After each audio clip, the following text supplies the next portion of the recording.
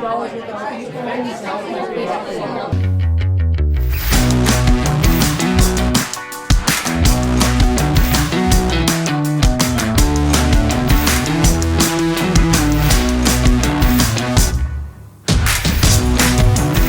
hands kind of applies to both this physical virus as well as a spiritual virus.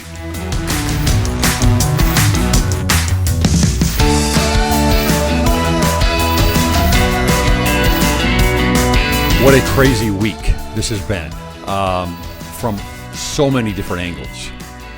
I'm a financial planner, and you can imagine the amount of time and sweat and concern that I've had as I've worked with clients over the last week or so, especially last couple of weeks, as they've watched their investments, their future, their retirement go very quickly downward. On top of that, I was at the store yesterday, decided to buy a little bit more than I usually would just as a precautionary measure. And lo and behold, I was there in late afternoon, and so were a lot of other people. And since I was buying in bulk, I went to Walmart, and aisles were completely empty. I went and found the last bag of rice that was in the entire store. I grabbed that. Didn't have to fight anybody off for it, fortunately. They didn't have the peanut butter I would typically buy, so I bought another brand, but there were only a few of those jars left. There were no bagged beans, right? No legumes. None of that was left. They were all gone. So, and all paper goods are gone. And that was one I don't quite understand, the toilet paper thing. But I understand you want it, but I don't quite understand the rush on toilet paper especially. No hand soap. There was no hand soap. Not even, no kind of hand soap was left. So what a crazy week. I feel like we are living in an episode of The Twilight Zone right now, or some type of a dystopian movie that you would watch. And hopefully this isn't going to get too crazy for us. But I had some thoughts on some things. I've been working on some things with our ward in trying to put a plan together for offsetting the procedural protocol changes that we've had over the last few days coming from Salt Lake.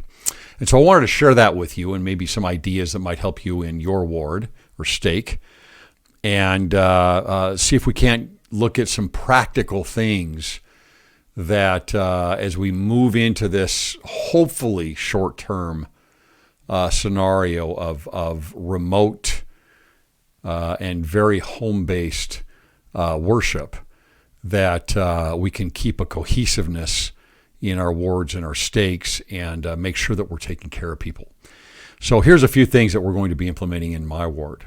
First of all, I think that one of the great things about the church in these types of scenarios is the organization.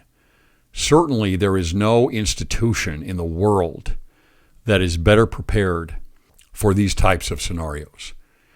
And it's a great blessing to have inspired leadership and to have a culture where we have had such a focus on preparedness. And so, but in this scenario, I think there's a few things that we haven't been used to doing before, obviously, where I think we can add to that preparedness, and we can make sure that our communication is kept at a higher level than maybe it could fall into in these scenarios. So here's what we're doing. First of all, with the ministering program, there is the ability to have a reporting system in place where you're making sure that all of the members are being taken care of. That doesn't even have to be face-to-face, certainly sometimes, but something that can be done by phone, by email, electronically, and a few other ways I'm going to go over as well. And so in using the ministering system, what I've put in place is I've got 3 different secretaries in the elders quorum that are split into 3 different districts, as I think many wards are set up that way. and those secretaries are in charge of reports. And so they'll be getting reports back from the ministering brethren in the ward. And what we're doing is those that are assigned to individuals and families will be making sure that they are in touch with those individuals and families every week. And you're going to ask a few specific questions. If there's anything you can help with, are you healthy? And even food, right? Is there's any issues with food? I don't think that's going to be an issue, but just make sure that people are in a position where, especially those that may not be able to get out much, both from a health standpoint and from a preventative standpoint with the virus.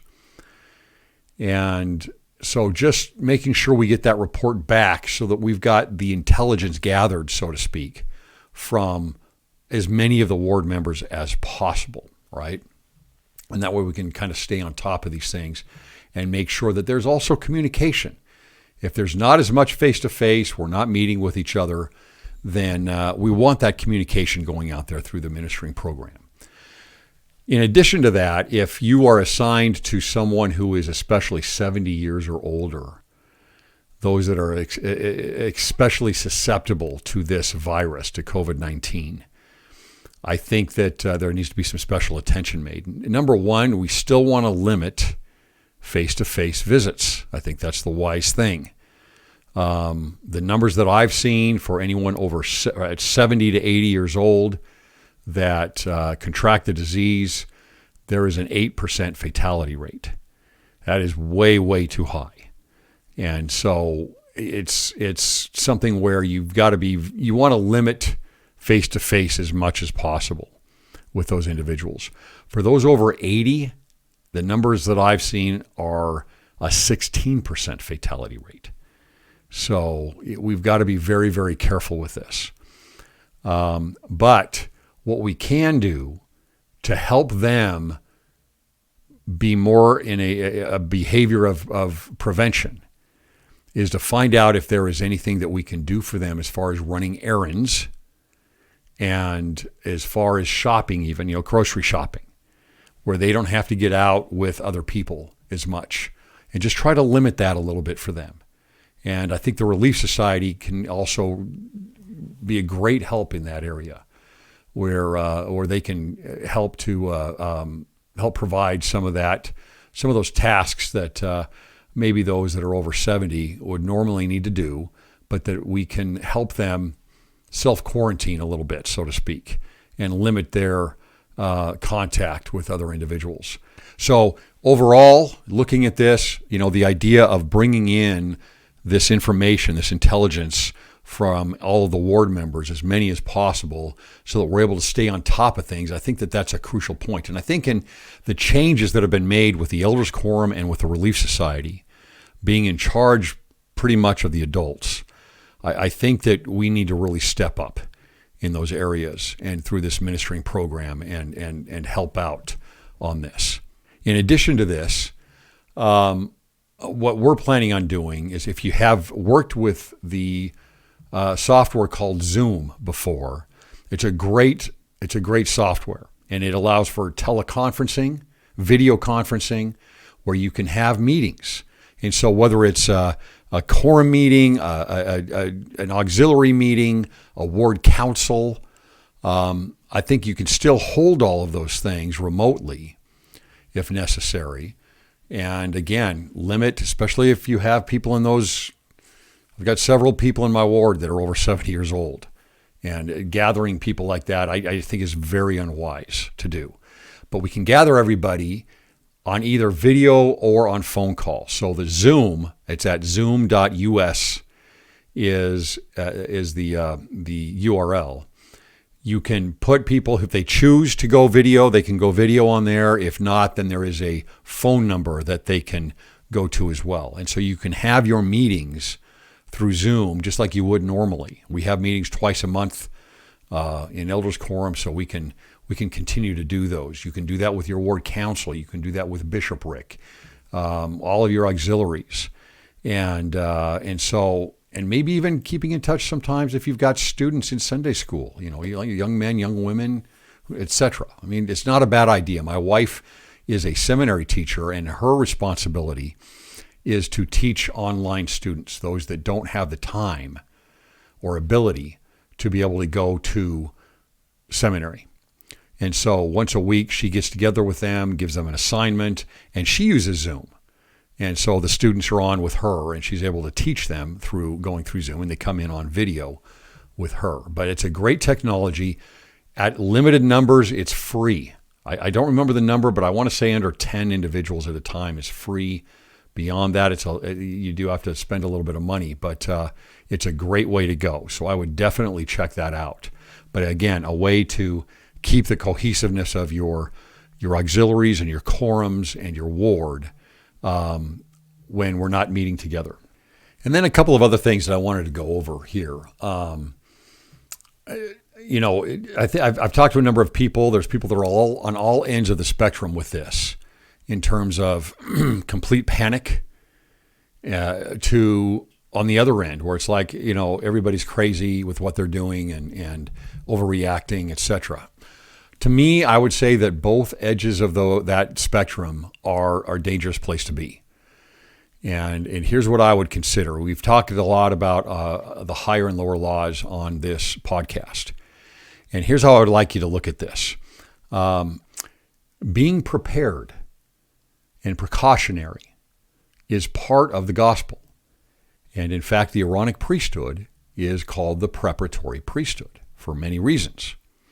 And so if we look at a scenario like this, where we want to carry out, execute a preparedness, right? We can look at that as the lower law. It's what's up to us and what we're supposed to do.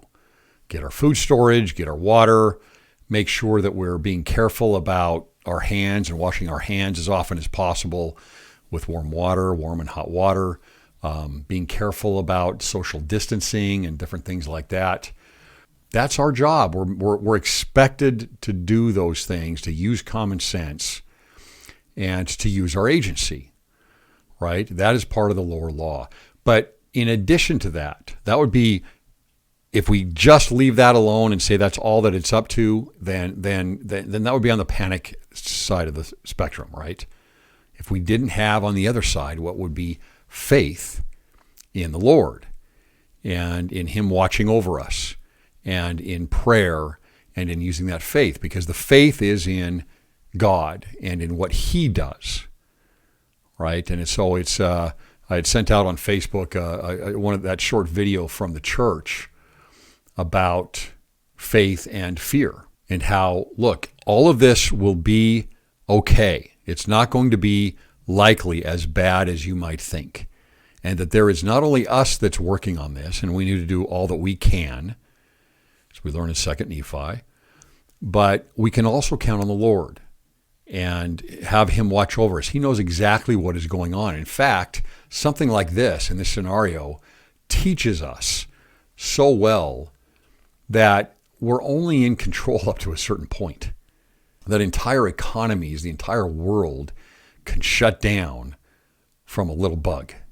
And certainly this is something, I would imagine even this exact thing, this exact virus, this exact situation that we're in is probably a part of something that the prophets have all seen about the plagues in the last days. And it's probably foreshadowing, unfortunately, other things that will be coming down the pike in the future. Now, we've gone through these types of things before. We had H1N1, we had the swine flu, we had SARS. None of them quite had the impact of this, but we did 100 years ago or so have the Spanish flu, which was very deadly. But we can see how something like this can completely turn things around throughout the world. And we need to be prepared. But if we look at that as a higher and lower law situation where we need to do all that we can on our end, but we can count on the Lord too and have faith in Him and understand that this is part of a larger plan and that adversity is always there. And then from that adversity, I think we can try and say, okay, well, what are we going to learn from this? Do we not have food storage? Are we not quite ready for something like this? Well, maybe we ought to get on the ball a little bit more on that for future events. And maybe there's some ideas of, wow, the things could really change here in a heartbeat, in days. And maybe we need to get our house in order, get our own heads in order, get our own spirits in order a little bit more. So there are lessons that we will be able to take out of this. There's lessons that the church will be able to take out of this. But our families, ourselves as individuals, there's things that we can take out of this and learn from this. Another thing that we might look at with this is the part of the problem is the press.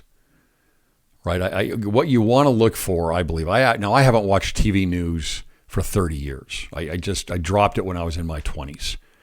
That's a big time recommendation on my end. I know a lot of you really like the TV news at night, depending on which side of the aisle you're on. You pick different stations, but just don't get too caught up in it. Right? Don't get too caught up in it. Look for good sources that are going to go over facts and not hyperbole. Especially, this is one of the worst times for something like this to break out right in an election year. And from what I've seen, I just see so much politicizing this on both sides of the aisle, and it's dangerous. Let's find good sources that give you good information about the disease, about what you can do to prevent it, about how you can change some behaviors, and don't get caught up in the politics of all of this.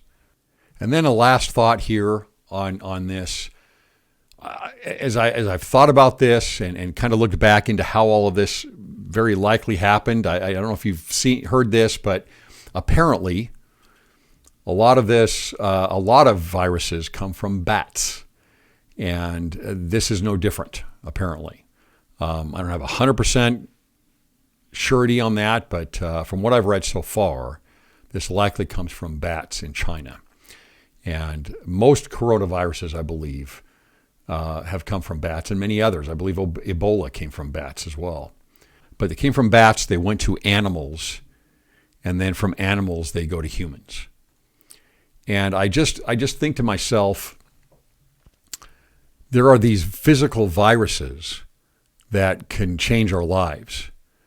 But there's also spiritual viruses that can change our lives. And if we look at a vampire, for example, and a bat, it's kind of like these monsters that are out there, so to speak, right? The adversarial monsters that are putting out there different ideas, different ideologies, things that would distract us away from keeping the Lord at the highest level of our values hierarchy. But instead of spreading the virus, the spiritual viruses, through contact necessarily, it's done through persuasion, it's done through communication, it's done through rhetoric, it's done through pleasantries and wolves putting on sheep's clothing. I was thinking about this the other day. A lot of the monsters that we have in our mythologies are, from bats. You've got bats and vampires, zombies, right? It has to do with being infected with something. Werewolves, right? Think about wolves in sheep's clothing, that they try and pull empathy from you for a certain ideology, and you lead with that empathy into that ideology, but in fact the consequences are dire. And so just as this virus spreads physically and can be very, very contagious, there are ideas and ideologies that can spread very, very quickly and that are just as deadly, but in a spiritual manner, maybe sometimes even in a physical manner, as the coronavirus is for us today. And so a lot has to do with, I believe it's Psalms 24, the Lord wants clean hands and a pure heart. And of course, with the coronavirus, it's, we need to wash our hands all the time. So clean hands kind of applies to both this physical virus as well as a spiritual virus. And the clean hands in the Psalms represent your actions. What do you do? That's the way I see it. What are your actions like? Are they clean? Are they pure? And so are there ways that we can vaccinate ourselves, immunize ourselves to potential ideas and things that would pull us away from truth and from the Lord? These were just some things that were on my mind that I wanted to share with you. I hope that some of them might be able to be implemented if you are in a position of leadership in your ward. Be safe. And instead of maybe just binging on Netflix, if you have some extra time over the next several weeks, spend some time on the Scriptures. Really good time to delve into the Scriptures and to learn some things and to bring the Spirit more into your life. I'll talk to you next time.